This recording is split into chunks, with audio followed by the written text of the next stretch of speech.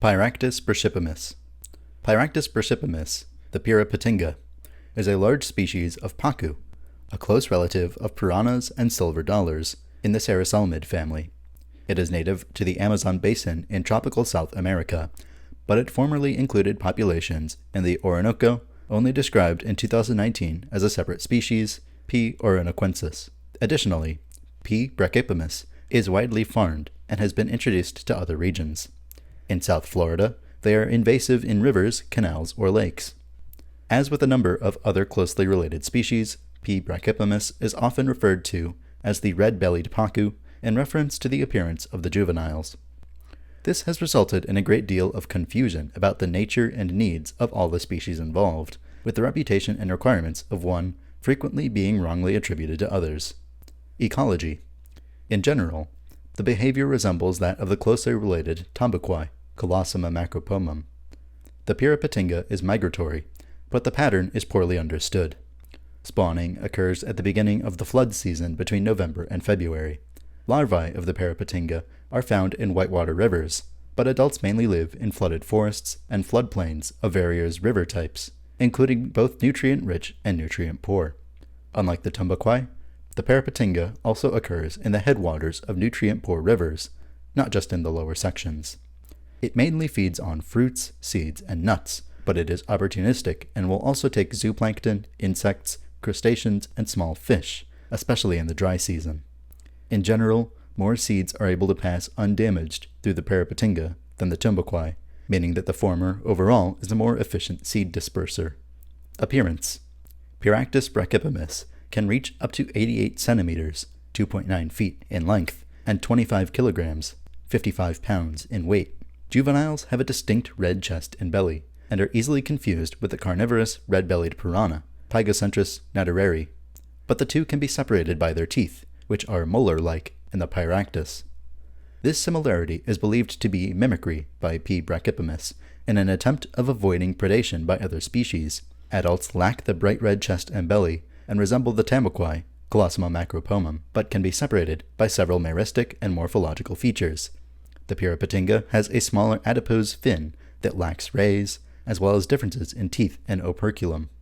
The Pirapatinga also has a more rounded head profile, less elongated and pointed. The other member of its genus, P. mesopotamicus, can be distinguished by its smaller scale size and the higher number of lateral scales, more than 110. Connection to humans.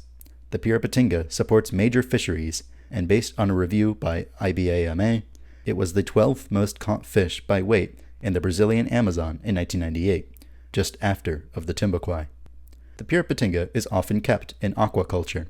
Hybrids between this species and the tambuquai have been produced in aquaculture. It can also hybridize with P. orinoquensis, but the offspring appears to be sterile. In aquariums. This section includes a list of general references, but it remains largely unverified because it lacks sufficient corresponding inline citations. Juvenile Pirapatinga, 5 to 7.5 centimeters, 2 to 3 inches long, sometimes labeled as vegetarian piranha or red-bellied pacu, are frequently seen in the aquarium trade, but they rapidly grow to a large size and require an enormous tank. It reaches a very large size, but is smaller than its well-known relative, Colossima macropomum. It can and will grow quickly under favorable conditions. The overall size to which it can grow remains a matter of considerable debate and no small amount of confusion. Much of the confusion stems from the fact that one species can, and often is, easily mistaken for another, and the size attainable in captivity is usually less than the size attainable in the wild. However, it can easily outgrow the majority of home aquaria. They are strong and robust fish, which need a lot of swimming space and make very heavy demands of the filtration system. At larger sizes, the P. brachypomis needs a correspondingly large tank to thrive in captivity. The temperature of the water in which they are kept should be within 78 to 82 degrees Fahrenheit, 26 to 28 degrees Celsius, and the system should be well filtered and oxygenated. Larger P. brachypomis are sometimes classified as monster fish and find a place in aquariums which house other large fish. They tend to be timid and retiring, and will retreat to cover if they feel insecure. Some squabbling may become apparent if they are kept in a group. It can take a lot of time for them to get accustomed to the aquarium, and they may try to jump out frequently. Captive diet. In the aquarium, offer it a varied diet consisting of quality dried pellets or floating sticks, along with plenty of fruit and vegetables. Spinach, lettuce leaves, and fruit and vegetables such as apple, banana, peach, grapes, courgette, peas, cabbage, and carrot all work well. They will also sometimes snatch floating food, which results in a lot of splashing and makes a lid essential.